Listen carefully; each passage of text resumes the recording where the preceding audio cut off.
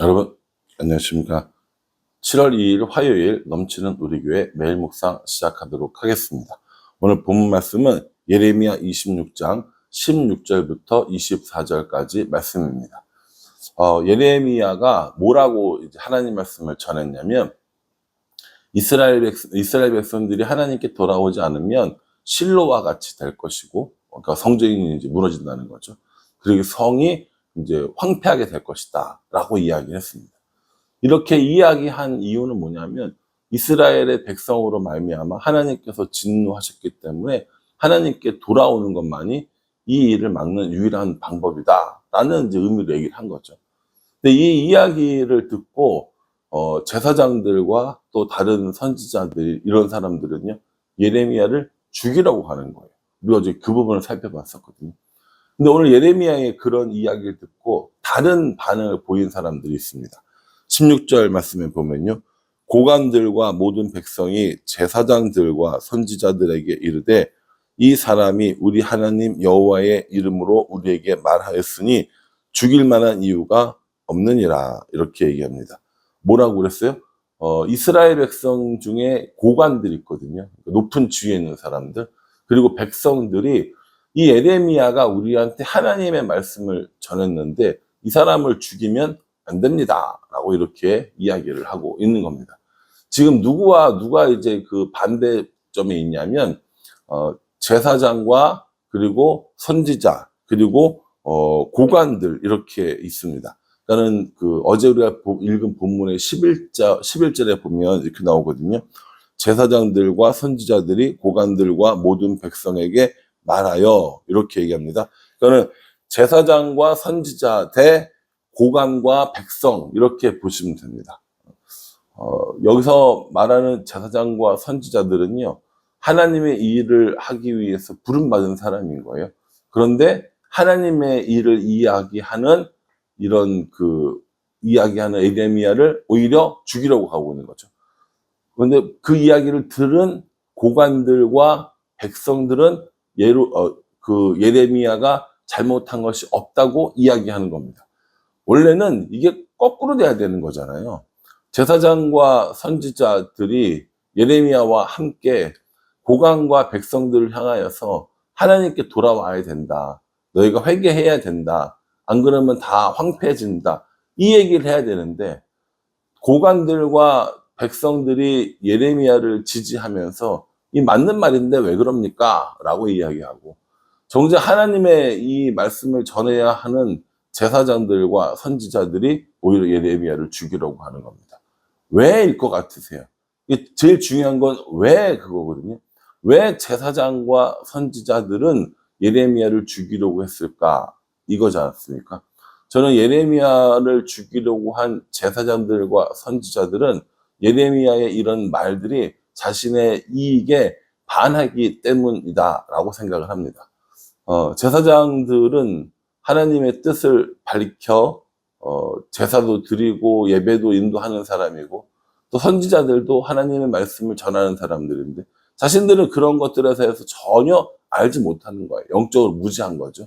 그런데 예레미야가 그렇게 얘기하니까 자신들이 너무 무능력해 보이잖아요. 아무것도 못하는 것처럼 아무것도 모르는 것처럼 보이잖아요. 그러니까 그게 싫었던 거라고 저는 생각합니다. 내가 할 수 없는데 남이 하는데 그걸 인정하지 못하는 거죠. 나는 못하지만 남은 되게 잘해요. 그러면 그 사람을 인정해주고 그 사람을 따르거나 도움을 받으면 되는데 내가 못하는데 너가 한다고? 야, 난 널 용서할 수 없어. 넌 좀 죽어줘야겠어. 라고 얘기하는 겁니다. 백성들은 그것이 아니라 하나님의 말씀이니까 예레미야를 죽이면 안 된다. 라고 이야기하면서 예를 들어요. 두 사람의 예를 들거든요. 하나는 히스기야 왕 때의 미가를 이야기합니다. 18절에요. 유다의 왕 히스기야 시대에 모레네 사람 미가가 유다의 모든 백성에게 예언하여 이르되 만군의 여호와께서 이와 같이 말씀하셨느니라.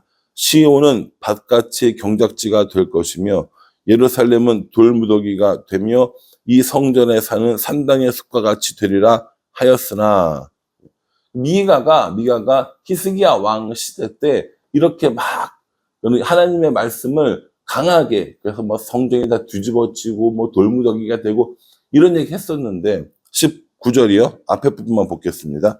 유다의 왕 히스기야와 모든 유다가 그를 죽였느냐? 이렇게 얘기해요.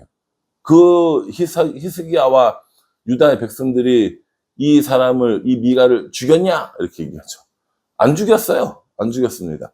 오히려요. 19절 뒷부분이요.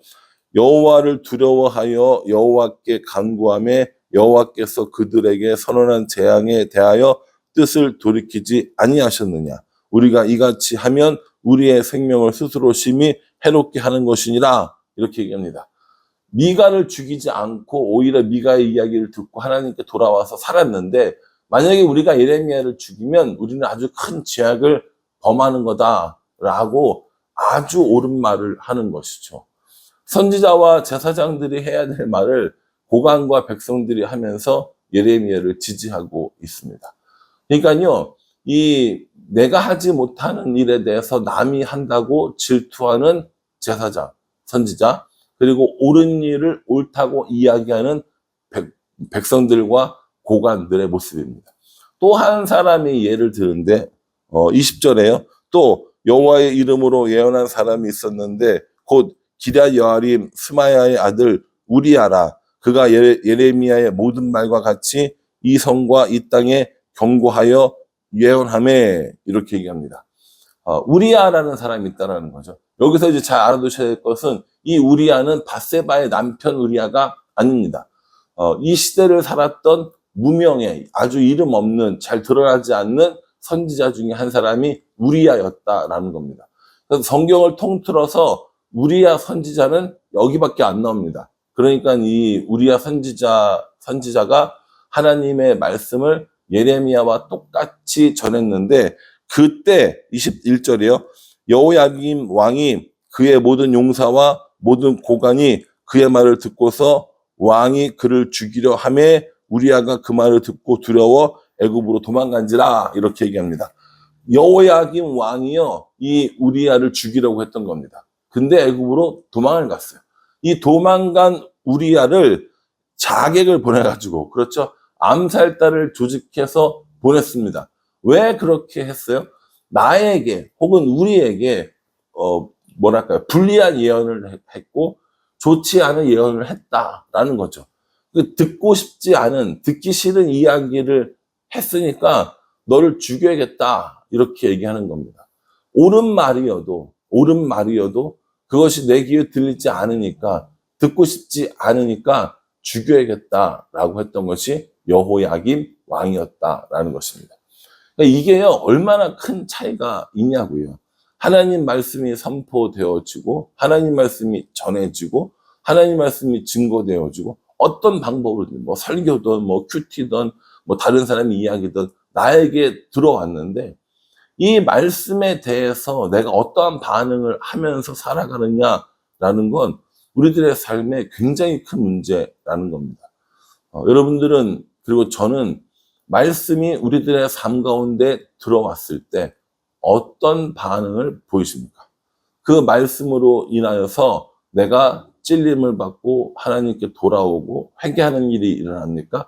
아니면 그 말씀을 거부하고 거절하고 그 말씀을 전해준 사람을 오히려 괴롭게 하는 이런 일들을 합니까? 그래서 우리가요, 잘 생각해 봐야 합니다. 나는 말씀에 대해서 어떻게 반응하고 있는가? 하나님이 내게 말씀해 주시지 않는 것이 아니라, 하나님께서 내게 기도에 응답하지 않는 것이 아니라 응답해 주시고 말씀해 주시는데 내 마음에 들지 않아서 거부하거나 귀를 막고 있는 것은 아닌지 한번 생각해 볼 필요가 있다라는 겁니다. 오늘 예레미야를 죽이려고 하는 고관들과 또 예레미야를 죽이려고 하는 제사장들과 선지자들, 예레미야를 살리려고 하는 고관들과 백성들이 이렇게 대치하고 있습니다. 마지막에 24절에 보면요, 사반의 아들 아히감의 손이 예레미야를 도와주어 그를 백성의 손에 내어주지 아니하여 죽이지 못하게 하니라. 이렇게 얘기합니다. 사반의 아들 아히감의 손, 이렇게 얘기하거든요. 이 아히감이라는 사람이 예레미야를 많이 도와줍니다. 우리가 이제 추측해 보건데 이 여호야김 시대에 여호야김 정부의 고위직 인사였을 것으로 추측하고 있거든요. 이 아히감으로 인하여서 예레미야가 죽을 수 있는 그 자리를 벗어나게 되었다라는 겁니다. 예레미야 입장에서는 모두가 날 싫어해, 모두가 날 미워해, 제사장과 선지자들이 날 죽이려 해, 어떡하지? 라고 했을지 모르지만 하나님께서는 아히감을 통하여서 그리고 고관과 백성들을 통하여서 예레미야를 변호해주고 지켜주고 안전하게 해주는 모습을 볼 수 있다라는 겁니다. 그러니 여러분, 옳은 일을 하거나 옳은 말을 했을 때 반대하는 사람이나 나를 괴롭히는 사람이나 심지어 죽이려고 하는 사람이 있다 할지라도 우리가 옳은 말을 한 이 일로 인하여서 하나님께 보호받고 하나님의 안전을 약속받은 사람들이라는 사실을 꼭 기억하셨으면 좋겠습니다. 하나님의 말씀이 어떻게 이야기하는가가 중요하지 내가 그 말씀을 어떻게 받느냐는 별로 중요하지 않습니다. 하나님 말씀이 선포되어지면 우리는 네, 아멘 하면서 받아들이는 게 맞다라는 것이죠. 그러니 오늘 제사장들과 선지자들처럼 하나님의 말씀을 부인하고 그 말씀을 전한 사람들을 향해서 핍박하는 사람이 되는 것이 아니라 오늘 백성들과 고관 그리고 아히감처럼 하나님 말씀을 말씀으로 받고 그 말씀으로 인하여서 나 자신을 돌아보는 그런 일들이 있었으면 좋겠다라는 생각을 해봅니다. 말씀 앞에서 겸손해지는 삶, 말씀 앞에서 나를 돌아보는 삶, 말씀이 무엇이라고 하든지 그 말씀대로 따르는 삶, 그것이 우리들이 살아가야 할 삶의 모습이 아닌가 라는 생각을 해봅니다. 바라기는 저와 여러분 모두가요, 말씀 앞에 올바로 서서 말씀이 가라는 그 길로 가고 말씀이 멈추라는 곳에 멈추고 말씀이 선포되어질 때 그것을 아멘으로 받는 우리 모두가 될 수 있기를 주님의 이름으로 축복합니다. 기도하겠습니다. 하나님, 예레미야를 공격하는 사람만 있는 것이 아니라 예레미야를 돕는 사람들도 분명히 있었습니다. 지지하고 응원하는 사람도 있었습니다. 하나님의 말씀을 하나님의 말씀으로 받아들이는 고관들과 백성들과 아히감이 그러했습니다. 그러니 우리도 하나님의 말씀을 하나님의 말씀으로 받고 우는 자들과 핍박받는 자들과 함께 울며 위로해주는 그런 사람들 될 수 있도록 은혜 베풀어 주시옵소서. 예수님의 이름으로 기도합니다. 아멘. 여러분 이 말씀 기억하시면서요, 예레미야 어렵다 생각하지 마시고 꼼꼼하고 즐거운 마음으로 이렇게 묵상할 수 있기를 간절한 마음으로 기도하겠습니다. 감사합니다.